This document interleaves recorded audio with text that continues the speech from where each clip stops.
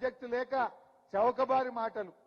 ఆయన ఇవాళ పొద్దున ఓ మీటింగ్ పోయిండు వెంకయ్య నాయుడు గారికి, వారికి పద్మవిభూషణ్ అవార్డు వస్తే సన్మానానికి పోయిండు.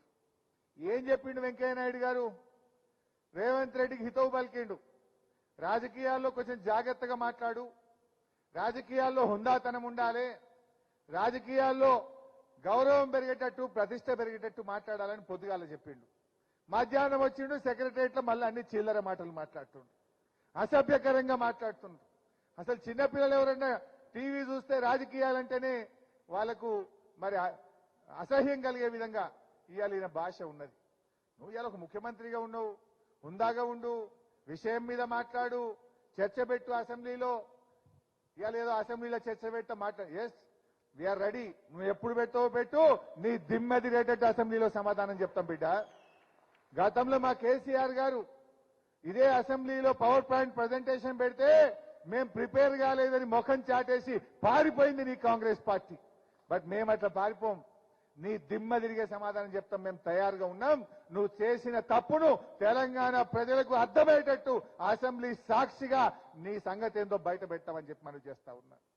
ఇలా వాళ్ళకి ఏమైపోయిందంటే నోటికొచ్చినట్టు మాట్లాడు. ఆనాడు ప్రతిపక్షంలో ఉంటే ఎట్లా మాట్లాడినరో ఇలా అధికారంలో ఉంటే కూడా అదే మాట్లాడుతున్నారు. వాళ్ళు చేయాల్సిందేంది? వాళ్ళు ప్రజలకు ఇచ్చిన హామీలు నిలబెట్టాలి. అది చెయ్యచేతగాక, అది చెయ్యడానికి అవకాశం లేక ఇవాళ మన మీద విరుచుకపడుతున్నటువంటి పరిస్థితి ఉంది. మీరు మాట ఇయ్యలే, డిసెంబర్లో 4,000 పెన్షన్ ఇస్తామన్నది మీరు కాదా? డిసెంబర్ 9 నాడు 2 లక్షల రుణమాఫీ చేస్తామన్నది మీరు కాదా? రాగానే 15,000 రైతు బంధు ఇస్తామని మాట తప్పింది మీరు కాదా?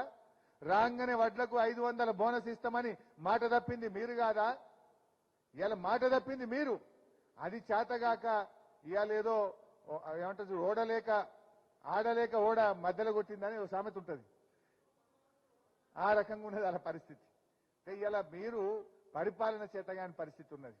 బట్ అందువల్ల నేను మీ అందరినీ కోరేది ఒక్కటే, పార్లమెంట్ ఎన్నికల తర్వాత అయితే ఇంకా ఆయనతో చేతులు ఎత్తాడు. మా సుధీర్ అన్న అన్నట్టు ఇప్పుడైతే రోజుకు గంట 2 గంటలు అర్ధగంట తీస్తున్నారు కరెంటు, కానీ రేపు పార్లమెంట్ తర్వాత ఆయనతో కోతలు పెట్టారు. వీళ్ళు పల్లెటూరులో పొన్న రైతులకైతే 8 గంటలు కోత పెట్టిండ్రు. మనం ప్రజలకు మనం జాగ్రత్తగా చెప్పాలి. డెఫినెట్ గా ఢిల్లీలో కాంగ్రెస్ గెలిచేది లేదు. మనము ఈ మల్కాజ్గిరి ఎంపీ కూడా ఖచ్చితంగా గెలవాల్సినటువంటి అవసరం ఉంది.